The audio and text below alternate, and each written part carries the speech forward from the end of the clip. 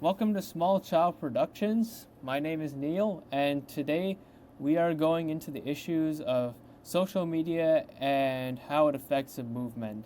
Today I have a special guest, a political science major and experienced debate team member, Maheen. Hello, everyone. I am Maheen. I am in the class of 2029 at Stony Brook University. I am a political science major, and I spent 4 years on the Bronx Science speech and debate team, currently ranked the number one speech and debate team in the country. I am very grateful and excited to be here today and discuss this very pressing issue. I see. Before we get into that, how was your day? Let's get to know each other a bit more. I mean, my day has been pretty good, albeit a little bit exhausting. I went to this very good bagel place on Long Island. It was quite a long walk though, but I think it was well worth it. The bagels were really good, absolutely fresh, delicious, and I'm glad uh to have been able to go there and get some good food. What about you? I actually went to that same place. I think I saw you. I was going there to meet my friend because he works there, and he says to us, like, I think you're his friend too, right? Oh yeah, yeah, I know who you're talking about. Yep. Yeah. He says that text us, text me what bagels you want. I'll get them for you. What a real guy, such a legend. Yes, very, very grateful for that because I want some more bagels. Yeah, same here. Okay, so I actually can't. I want you on here today because I have a really big problem that I kind of need your expertise in. So whenever I see a social media movement, I simply can't really take it particularly seriously because I don't well I never really see much action done despite all the attention that it gets. Like if we go to the Blackout Tuesday event, the movement done during the Black Lives Matter movement, this movement according to Wellman, was to hold the music industry accountable during the Black Lives Matter protests. It was initially started by two black music artists who like go on strike against the music industry as a form of protest. But when the movement spread, it simply died because the people who started joining, they didn't really care about it, or at least there was no context behind it. And it impacted the greater Black Lives Movement because by the time it got to Instagram, there was no context. Especially this criticism towards, this bad activism was brought towards the white allies because because there was simply black squares posted everywhere on Instagram, which which hindered the Black Lives Movement because it sort of saturated the page and it it blocked out important information with only 2% of these sort of black squares actually having instructions on how to change anything. And furthermore on that, like I was reading a research paper on social move media and its impacts on activism. And a big thing I see is slacktivism, where people don't. There's like performative activism, as in the per, the people who join the movement they have a weak or no commitment, which which also brings down like the credibility of a movement because how do I trust a movement if I don't know who actually supports it properly? Like according to Abdallah, the a majority of people who actually join a movement they aren't confident that any change happens, which doesn't make me believe that the movement's going to last particularly long time. So I wanted your insight on it to see if we could clear up some of my misconceptions or anything that may be wrong with my view, or if my view is valid. That's what I really need to know. Yeah, I think I mean I have the belief that social media has had a positive impact on activism, on issues, social issues. And I think the first thing is that we shouldn't let a few potentially like foiled social media movements distract us from the overall impact of social media on these issues. So regarding Black Lives Matter and Blackout Tuesday, was it? Yeah, Blackout Tuesday. Yeah. Um, look, the overall impact of the Black Lives Matter movement. I mean, yeah, I think we all lived through that and how it was everywhere on social media, everywhere on any type of media.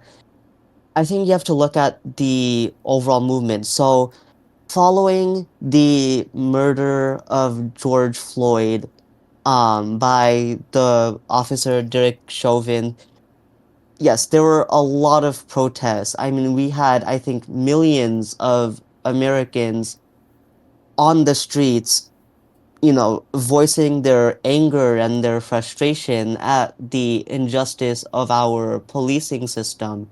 And such a movement would not have been possible if it weren't for social media. I mean, people were posting, oh, there's a protest that's going to happen at Madison Square Garden in New York City, at 2 p.m. on Thursday or something, right? And that's what allowed so many people to find out about these protests and join these protests. And I think with Black Lives Matter, I think it was actually quite successful because we saw in the light of these protests, states and cities passing laws to hold police officers more accountable for their actions. So I believe New York and many other states passed laws banning chokeholds as a form of restraint, requiring police officers to have their body cameras on at all times, and other measures to reduce the incidences of, of what happened with George Floyd. And, these laws would not have been passed if it weren't for the millions of people using social media to organize and mobilize and demonstrate. And your point about the rise of slacktivism, people posting on social media, being active on social media, but not doing anything more. I don't think we should use the people who are being slacktivists as a deterrence of the overall benefit of social media. During the summer, I was working for a nonprofit organization called Transportation Alternatives, and one of the tasks that I was assigned to was creating signs and slogans for a protest on 34th Street in Manhattan, New York City, um, because we wanted to create a busway, to to reduce traffic on that corridor, to allow buses to travel faster, to make it safer for pedestrians to walk along 34th Street. And if you don't know this organization, they have a very active social media page, particularly on Instagram. So they're always posting what they're advocating for, the events that they're hosting. And so this was supposed to be a very big event. So other workers of this organization reached out to elected officials, and many of our elected officials became aware of this project and showed up to voice their support for it, and including the New York City Mayor-elect Zoran Mamdani, the Comptroller Brad Lander, and many other city council members and state legislature members. And and as a result, we had thousands of people show up on 34th Street during the summer and basically voicing their support for it. And mind you, it's not just, people in our organization or elected officials. There were everyday New Yorkers who relied on the buses on 34th Street, who didn't who were frustrated because of how slow the buses were and how dangerous it was to walk along 34th Street. I saw middle schoolers, 13, 14-year-olds who were there because they relied on the buses to go to school. And, just because there are some people who are slacktivists who might not be confident in their movement, there are a substantial portion of people out there who are using social media to be active in advocating for changes and fairness in their communities, as we saw during Black Lives Matter movement, and as we saw during my time during the summer working on that busway. I see. Yeah, that's actually a pretty good use of social media. I mean, I have to admit, there is also like the Me Too movement as well, which actually worked. It got Harvey Weinstein exposed. However, Yep. I mean, I also know like there was what I guess some people would call a success movement, the Bring Back Our Girls movement in 2014, by with Michelle Obama tweeting it. Like, it got this about the pretty even more attention than like this movement you're talking about, this bus movement. And according to Participedia, a crowdsourced article started by the Harvard Kennedy School, like it went international and eventually reached like Nigeria. This movement is about girls from high schools kidnapped by a terrorist group, Boko Haram, as a revenge act for the Nigerian government going after the terrorists' families. And Hmm. despite all this attention, like only 100 girls, like only 100 girls have been found, according to Participedia, out of 276 that were kidnapped. And I don't know if you're on Twitter that much, or like, I don't know if you heard it that much, but I don't think I've seen this thing anywhere else ever since like maybe 2015 at best. So like, I see that it's the attention span of people on there simply like shrunk.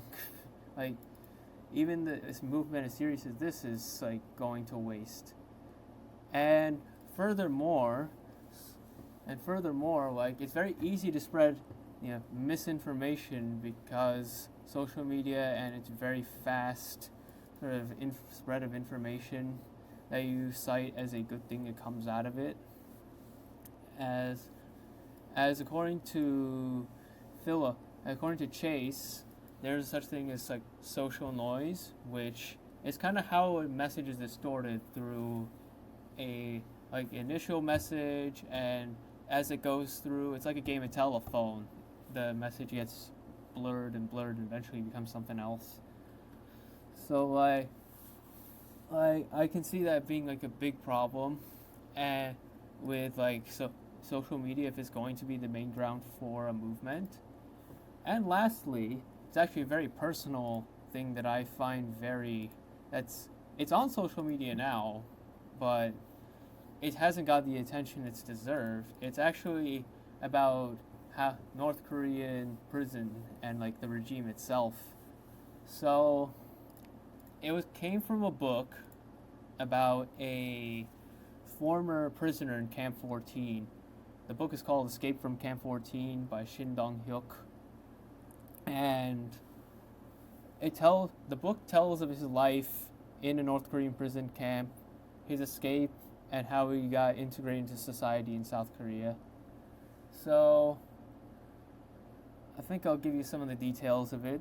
So he's born in the camp, and all he sees is a living hell. Like he watches a girl get her finger crushed by a minecart, because in that camp you have to do child labor, as well as you are also starved at the same time. And the most they ever did was patch it up and ask her to go, and then force her to keep working for the next day. Like, and also on top of this, like, this guy was tortured because in order to supposed escape plan, like they put a hook through his stomach, put burning coals on him, and tortured him for information.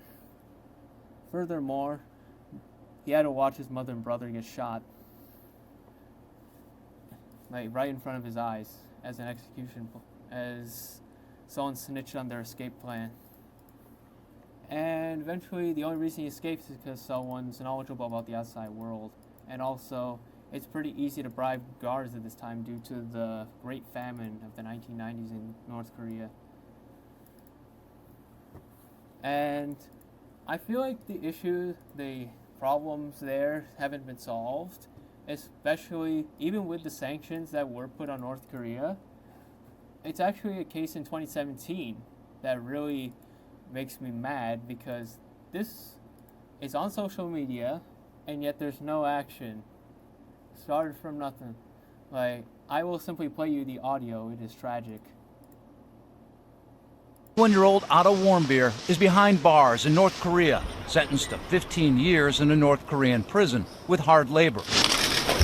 A visibly shaken Warmbier paraded before cameras, speaking at his trial Wednesday, which only lasted 1 hour. I was used and manipulated. Please, act to save me. Please save my life. Warmbier was found guilty of what the government calls subversion, part of the U.S. hostile policy towards North Korea. In court, they showed this video, accusing Warmbier of trying to steal a political banner from an area off limits to foreigners at the hotel where he was staying with a tour group. 2 weeks ago, Warmbier tearfully spoke at a government-arranged press conference. I have made the worst mistake of my life. His family enlisting the help of former Governor Bill Richardson, the veteran diplomat, meeting face-to-face with North Korean diplomats Tuesday. He did a college prank, a mistake, but 15 years to be sentenced, that's crazy. Hopefully now after the sentencing, it'll mean negotiations can start on his release on humanitarian grounds. Now, those kinds of negotiations have worked in the past. About a dozen American tourists have been arrested there since 2009, all of them eventually released. Hopefully, that will happen again soon.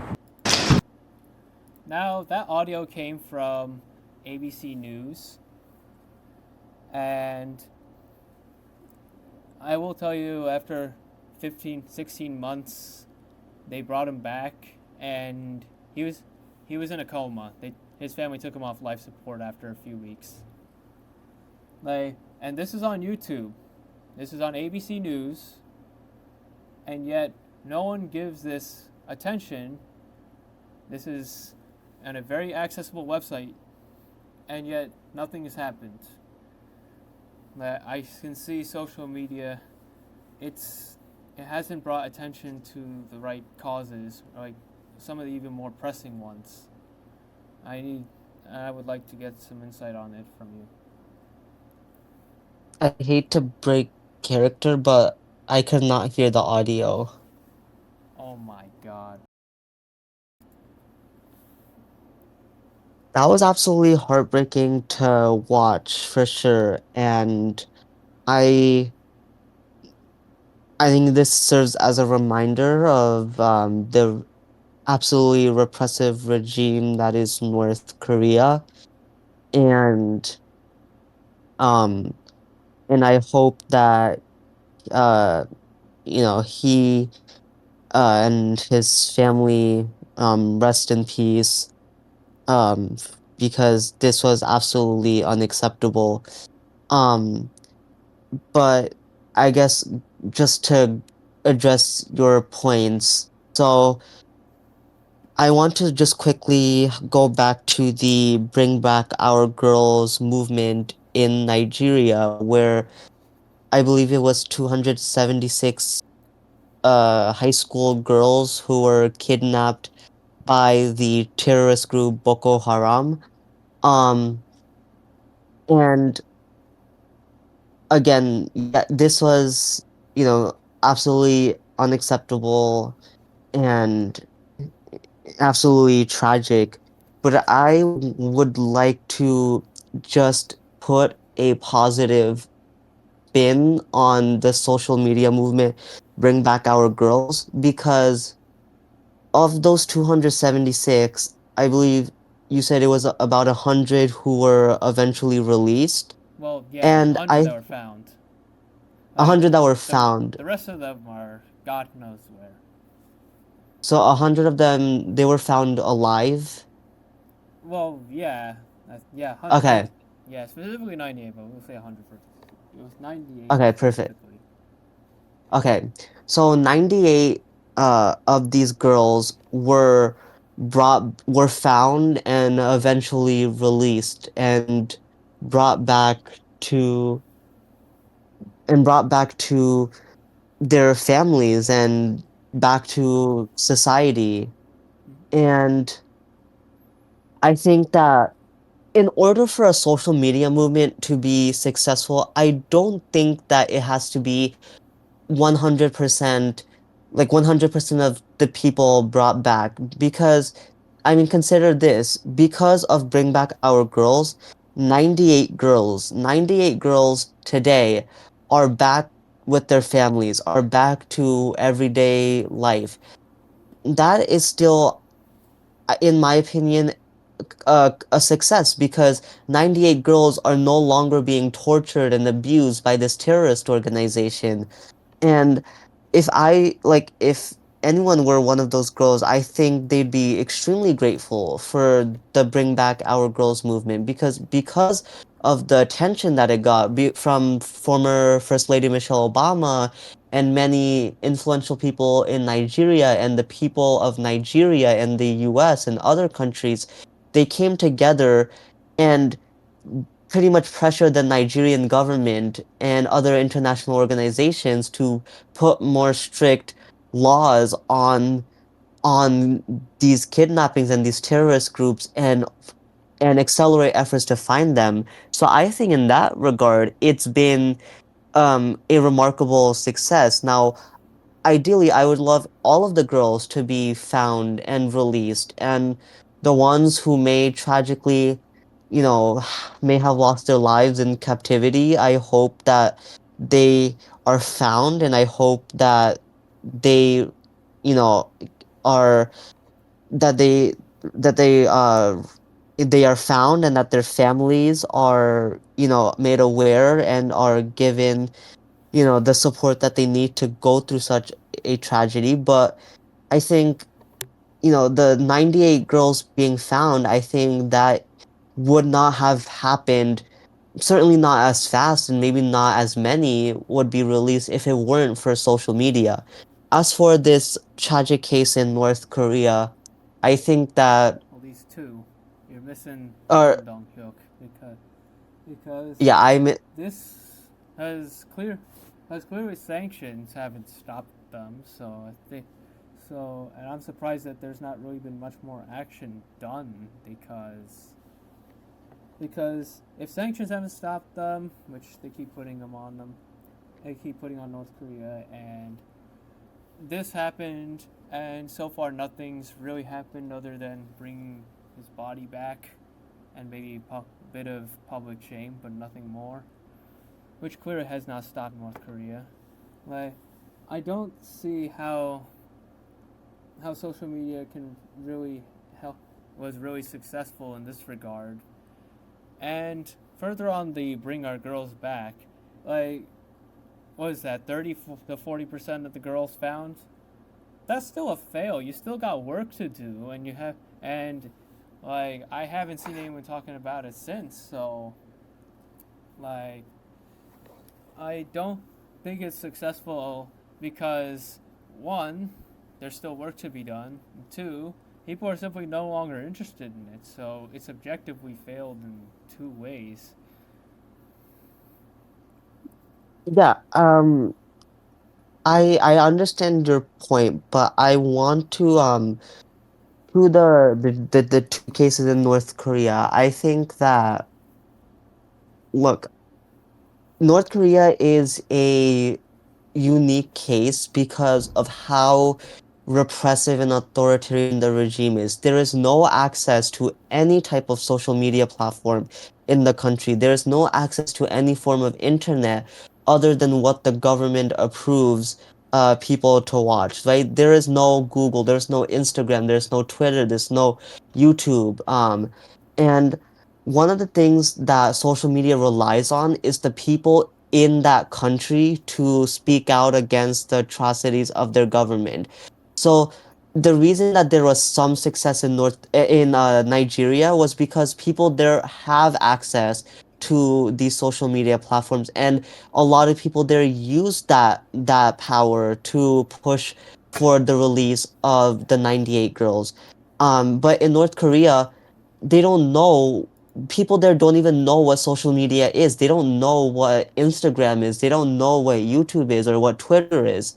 So that's what makes North Korea a unique case, because the people there don't know about social media, so they can't utilize it. So I don't necessarily think it's the failure of social media. And also, like, the other thing is, like, to keep in mind that um there has been there has been outside of North Korea, there's definitely been a lot of outrage about these two cases and the many other cases of of people being imprisoned and detained and killed in these North Korean prisons.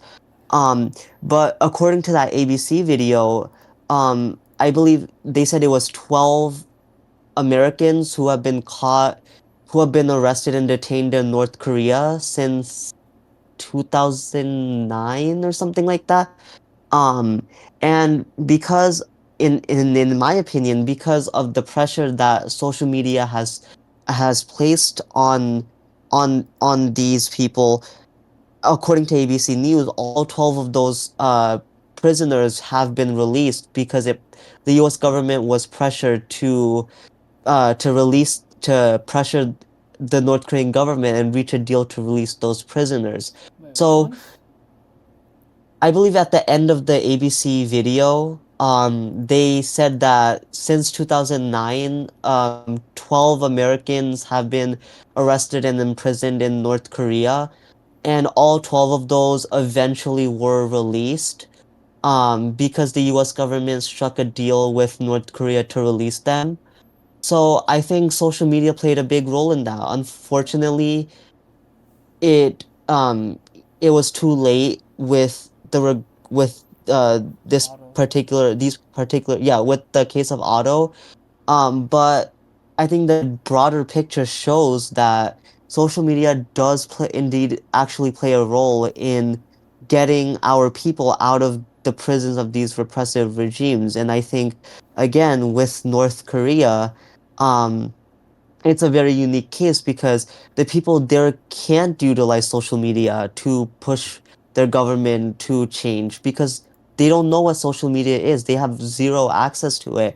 And we on the outside, you know, only can really do so much. I mean, the other option would be like starting another war with North Korea. But keep in mind, nobody wants to do that because war is costly.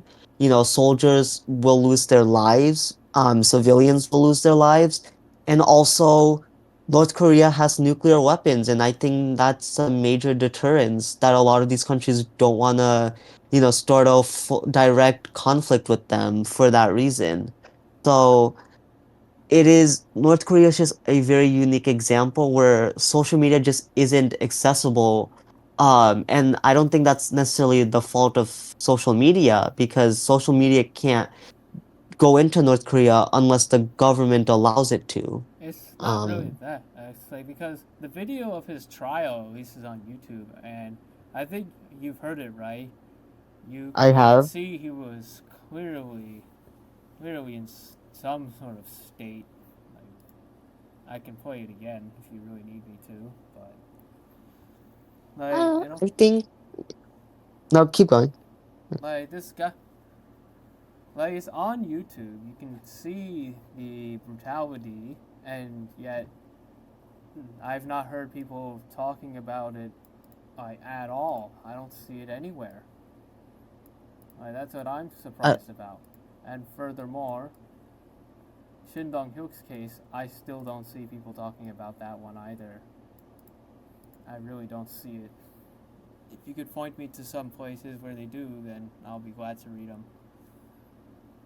Yeah, I mean, um just to respond to that, I mean the video in and of itself has almost 4 million views. So, there's definitely been a lot of people made aware of this, and Not talked you about. know, I don't have any specific social media posts about that at the moment. I can show them like later on, once I find them. But I think the other thing is that of those 4 million viewers, I mean, none of them are from North Korea, and you can't have massive change unless the people within North Korea are revolt against the government, which is not going to happen because they don't have access to any of these social media videos or posts. And we can only really do so much from the outside. I mean, like, I don't want to like stray off topic too much, but you know, the US has started wars and conflicts with many countries to spread democracy and create regime change. I mean, they did that in Iraq, and in Afghanistan. None of that was ultimately successful. I mean, none of those countries are still democracies today. And mind you, millions of people lost their lives, trillions of dollars were spent trying to spread democracy to these countries. And mind you, these countries weren't as authoritarian as North Korea is. So like the thing is like unless the people inside are able to stand up against the government, we on the outside can only do so much, right? We can use sanctions and to pressure the government. We can launch full-on wars against these countries, but other countries alone cannot, you know, bring full justice to North Korea. Um, that would have to come from the people within. If yeah, I see. I see. It's that hardly see it talked about outside, so that's why I brought it up. It's like, yeah, I think I would love to see more people talk about these movements, but I think a lot of people have, and you know, and some, work has been done regarding these cases. That's just, yeah. let's see.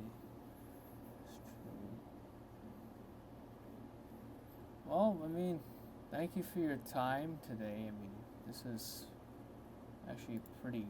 I never knew you worked in an organization, Megan. Oh, yeah, I never knew. well, yeah, now you know. I, that's actually kind of cool that But you actually like did a protest, so you could tell me more about it than I could simply reading about it. That's pretty cool too. yeah, I would love to. And again, thank you for having me on. I think this was a very productive conversation, and I definitely learned a lot about your perspective for sure. Yeah, wait, what did you learn about? Because I don't think I was very good. Um, Wait, we're not recording anymore, right? We're still recording, by the way. Okay. Um, no, I think that you were pretty good. I definitely felt like you were doing well when you were talking about the fact that, that North Korea, the cases in North Korea and how enough people don't talk about it, is definitely, I think, one limitation of social media, because it, social media really only is super effective if a lot of people are made aware and it becomes like extremely viral on that's pretty much what sets the feel for change. And also, yeah, as you talked about in Nigeria, how it was working when people were talking about it. And yes, some people are still talking about it today, but it's definitely not as prevalent. So I think, that is another limitation of social media that like people have to keep the fuel running by continuing to talk about these issues. So I definitely like you did well in the sense that like in like talking about those limitations and the fact that like many people in North Korea are still in prison and there's still over 100 girls in Nigeria who have yet to be found and released. So you did well for I see. sure. I was struggling. I see. I see. It's like my other thing was like that because whenever I see a social movie, I see like all these people here, and then I don't really see the action coming anytime soon or like at all, because like I was like reading these research papers. I was going, there's like 50%. According to Chase, there's like 50% of people in the Black Lives Movement itself were slacktivists. So I was surprised. And it's like, and this is like one of the biggest movements, the ones that is said to have be one of the more successful ones in the world. I was surprised to see that there are people who simply don't care, and that kind of makes me not really believe in the movement because who am I gonna trust? Like, in fact, according to Abdallah, people sometimes do slacktivism, and they're really doing it to up their image. So I really wouldn't have trusted a social media movement because of that, especially with 50%, knowing now 50% of people in them are slacktivists. Yeah, I think 50% definitely is a big number, but also like think about the tens of millions, even hundreds of millions of people uh like like who were posting and active on social media during Black Lives Matter. I think, let's say like 100 million people, let's just say, were active on social media during that time. So 50%, if 50% of people were slacktivists who were just there and didn't really believe anything could change, that still means 50% or 50 million people were actually taking action to correct the injustices of the police system in the US. And 50 million people is a lot of people. I mean, that is a huge number of people who are attending protests, signing petitions, contacting their elected officials, contacting their police departments. Um, and that's a lot of pressure on the people in power to create change, and we saw some of that ended up taking place. See, I mean, they did rename the Washington Redskins to the Washington Commanders. Yeah, that was one. That's the one I remember the most. I'm a big football fan. Yeah. Oh yeah. I heard about it. There was some controversy about that, but that definitely was pushed by the Black Lives Matter movement. Yep. I could see that because it only got renamed in like 2020 when it was Yeah, like no, at its yeah. peak. Yeah. Yeah, I actually learned quite a bit. I kind of learned that actually some of them really are like ones to believe in, and actually ones that I would support because people there aren't slacking off. Mm-hmm. I actually really learned Definitely. that part. That was like the parts that like stick to me the most. I think. I'm glad. Yeah, there's definitely a lot of movements like that. Yeah. And I just sorry, just one more comment to add about this. I think that local issues tend to be more successful than international issues just because of the sheer number of people that one it affects and two that are needed to create change. So like if it's like something local to New York City or Long Island, that's going to be more successful through social media than something happening thousands of miles away in North Korea or Nigeria. Um and that's just, that's also something to, I guess, consider.